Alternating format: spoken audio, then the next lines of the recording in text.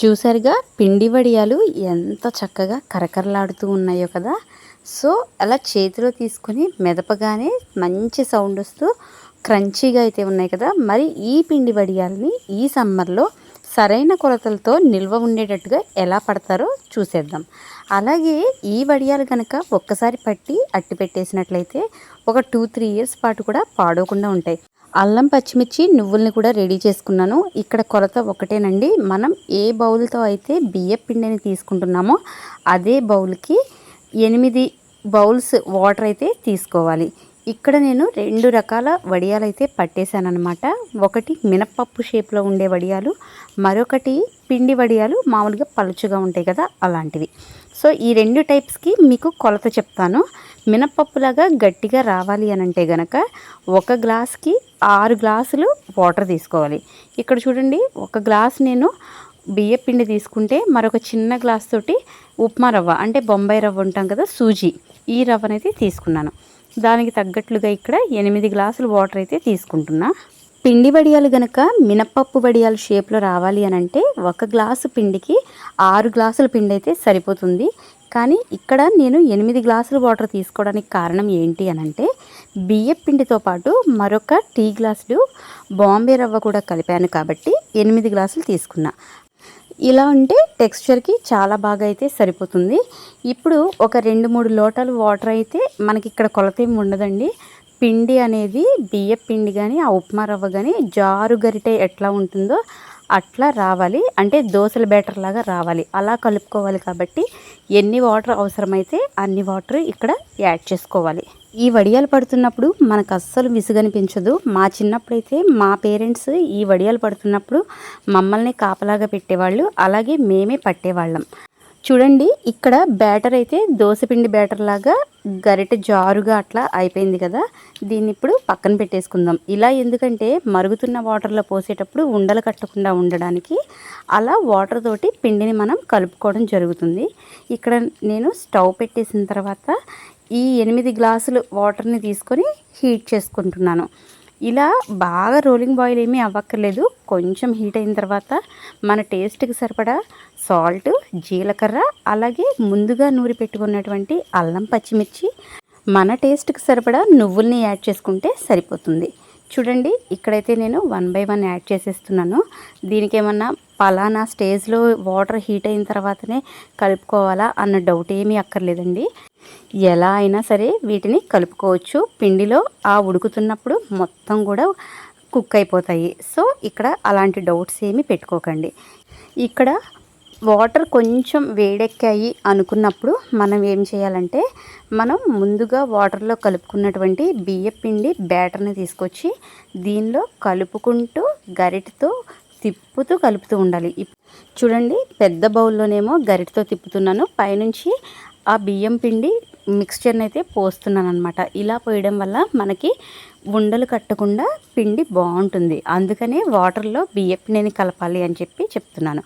ఇక్కడ చాలామంది ఏం చేస్తారంటే ఇలా బియ్యం పిండిని వాడకుండా డైరెక్ట్గా బియ్యాన్ని నానబెట్టి కూడా మిక్సీలో బాగా పిండిలాగా పేస్ట్ లాగా చేసి కూడా కలుపుతూ ఉంటారు. అలా అయినా చేయొచ్చు. మన కంఫర్ట్ని బట్టి మనం ఎలా చేసినా సరే వడియాలు వస్తాయి. చూడండి, టెక్స్చర్ ఎంత బాగుందో. దీనికి ఈ పిండి మొత్తం కూడా ఉడకడానికి దగ్గరగా ఒక 15 మినిట్స్ టైం అయితే పడుతుంది. మనం ఎప్పుడు గరిటెతో తిప్పుకుంటూనే ఉండాలి. ఎందుకంటే అడుగున పిండి పేరుకుపోయి గడ్డ కట్టే అవకాశాలు ఉంటాయి అన్నమాట. అందుకని మనకి ఈవెన్గా కుక్ అవ్వాలి కాబట్టి గరిటెతోటి అలా తిప్పుతూనే హై ఫ్లేమ్లో ఈ వాటర్ని ఉడికించుకుంటూ ఉండాలి. ఒక 15 మినిట్స్ తర్వాత అయితే కొంచెం చిక్కబడడం స్టార్ట్ అవుతుంది. నేను స్టార్టింగ్లో జీలకర్ర వేయడం మర్చిపోయాను, అందుకే ఇప్పుడైతే జీలకర్రని వేస్తున్నాను.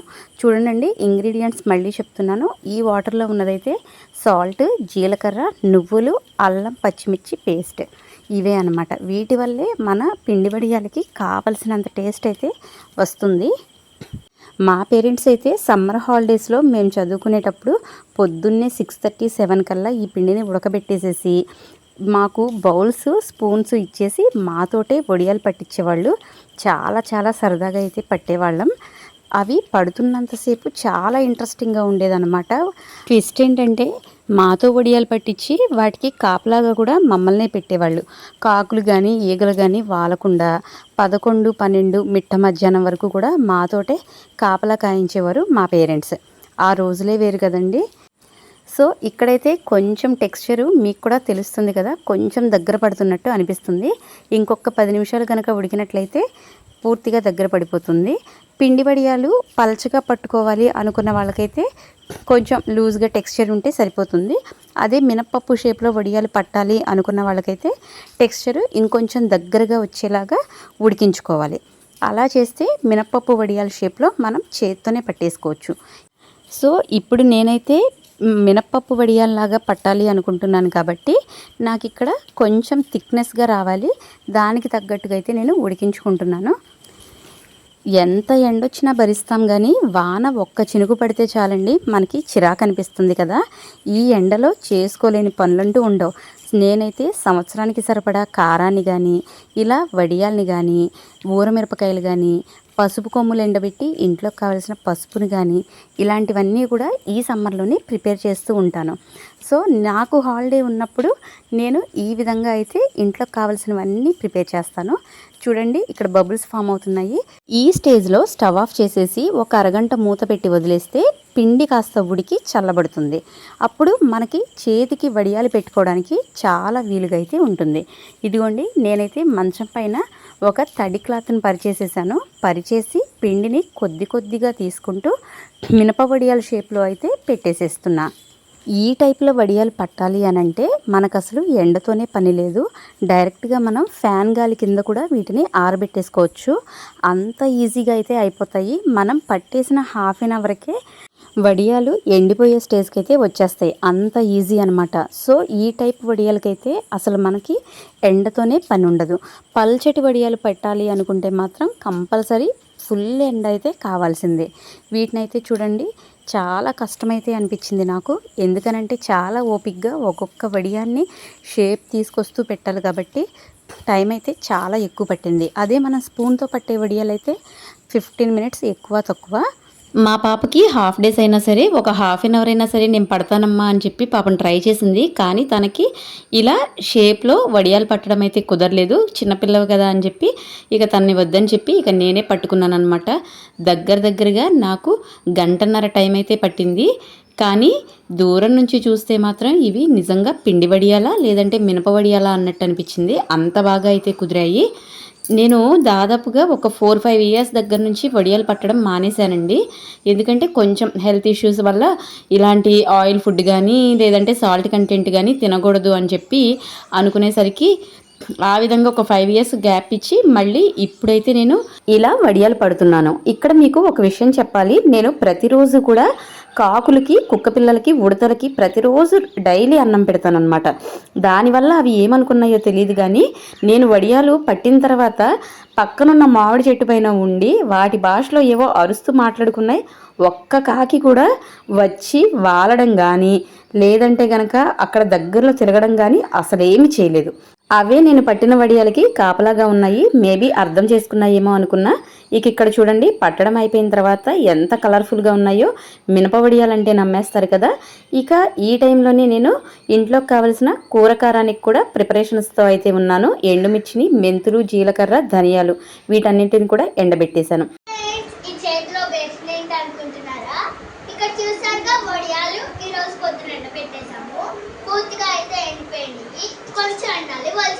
మా అమ్మాయి వాయిస్ ఓవర్ రావాల్సిందే అని పట్టేసరికి ఆ విధంగా అయితే క్లిప్ని నేను యాడ్ చేశాను. ఈవినింగ్ కల్లా ఇవన్నీ ఎండిపోయాయి. సో వీటినన్నీ రిమూవ్ చేసేసి ఒక పాత్రలోకి తీసుకోవడమే. ఇలా వడియాలన్నిటిని కూడా వలిచేసిన తర్వాత ఒక 2-3 రోజులు కనుక మళ్ళీ ఎండలో ఎండబెడితే 2 సంవత్సరాలు కాదండి 3 సంవత్సరాలు కూడా నిల్వ ఉంటాయి. వీటికి ఎటువంటి పురుగు కానీ పట్టదు. అంత చాలా బాగుంటాయి అన్నమాట. ఇక మా పిల్లలిద్దరూ కూడా చాలా ఇంట్రెస్టింగ్గా వలిచేస్తున్నారు. మా పాపకైతే తెగ నచ్చేసింది. వీటితో పాటు ఇంకా 2-3 వెరైటీస్ అయితే వేయమని చెప్పి అడిగింది. దాంతో నేను నెక్స్ట్ డే కూడా మళ్ళీ కొంచెం పల్చటి వడియాలు అయితే వేయడం జరిగింది. దానికి సంబంధించిన వీడియో క్లిప్ కూడా మీరు చూడొచ్చు. ఇలా స్పూన్తో పల్చగా పట్టుకుంటే ఇవి పల్చటి వడియాలు అన్నమాట. ఇదండి, ఈ విధంగా అయితే క్లాత్ని ఏమాత్రం తడుపుకోకుండానే ఈజీగా వడియాలు వచ్చేస్తాయి. మా పాపకు ఊహొచ్చిన తర్వాత వడియాలు వలవడం పట్టడం ఇదే మొదటిసారి. సో కాబట్టి మా అమ్మాయి అయితే చాలా ఇంట్రెస్టింగ్గా అవి చాలా నచ్చేసాయని చెప్తుంది. ఎవరిని దగ్గరికి రానివ్వకుండా కేర్ఫుల్గా తనే దగ్గరుండి అయితే వలుస్తుంది. చూడండి, ఏమాత్రం తడి చేయకుండానే అతుక్కోకుండా క్లాత్కి ఈజీగా అయితే వచ్చేస్తున్నాయి. ఇక మా పాప అయితే వీటిని చూసి చిట్టి ముత్యాలమ్మ అని చెప్పి అంటుంది. ఇక చూడండి, మా అమ్మాయి అరచేతులను చూస్తుంటే సాక్షాత్తు నాకు సీతమ్మ వారంట కళ్యాణంలో ముత్యాలను తీసుకున్నప్పుడు ఆవిడ చేతులు పింక్ కలర్లో మారాయట. అదే సన్నివేశం మా అమ్మాయి అరచేతులను చూస్తుంటే అయితే గుర్తొచ్చేసింది. ఇక మా పాప వడియాలన్నీ వలిచిన తర్వాత కాసేపు ఫ్యాన్ కింద ఆరబెడదామని చెప్పి ఈ విధంగా అయితే సర్దుతుంది. నెక్స్ట్ డే మేము ఏం చేసామంటే ఈ వడియాలన్నిటినీ కూడా మళ్ళీ మరొకసారి ఎండలో అయితే ఈవినింగ్ వరకు ఎండబెట్టాము. ఇక వీటిని ఫ్రై చేస్తున్నప్పుడు మీకు కూడా చూపించాలి కదా ఎలా వచ్చాయన్నది. అప్పుడే కదా మనం చేసిన దానికి ఎంత బాగా అవుట్పుట్ వచ్చిందన్నది తెలుస్తుంది. ఆయిల్ బాగా హీట్ అయిన తర్వాత చూడండి, వడియాల్ని వేయించుకుంటుంటే అచ్చం ఒక పువ్వుల్లాగా విచ్చులుకుంటున్నాయి. అంత బాగా అయితే ఉన్నాయన్నమాట ఈ ఫ్లవర్ డిజైన్ వడియాలు. అలాగే పల్చటి వడియాలు పట్టనన్నా కదా, ఇవి కూడా చూడండి ఎంత బాగా వచ్చాయో. ఇవి బాగా వేగాలి, కరకరలాడాలి అని అంటే ఆయిల్ బాగా హీట్ అయిన తర్వాత మాత్రమే వేయించుకోవాలి. ఈ టిప్ని పాటిస్తే సరిపోతుంది. మరి ఈ పిండి వడియాలపైన వీడియో చేసిన విధానం ఎలా ఉంది, మీకు నచ్చిందా, బాగా అర్థమైందా? నచ్చితే గనక మీ అమూల్యమైన అభిప్రాయాన్ని కామెంట్ సెక్షన్లో కామెంట్ చేయండి. అలాగే వీడియో నచ్చితే గనక మరింత మందికి షేర్ చేయాలని మనస్ఫూర్తిగా కోరుకుంటున్నా. మరొక వీడియోలో మళ్ళీ కలుద్దాం. అంతవరకు సెలవు, నమస్తే.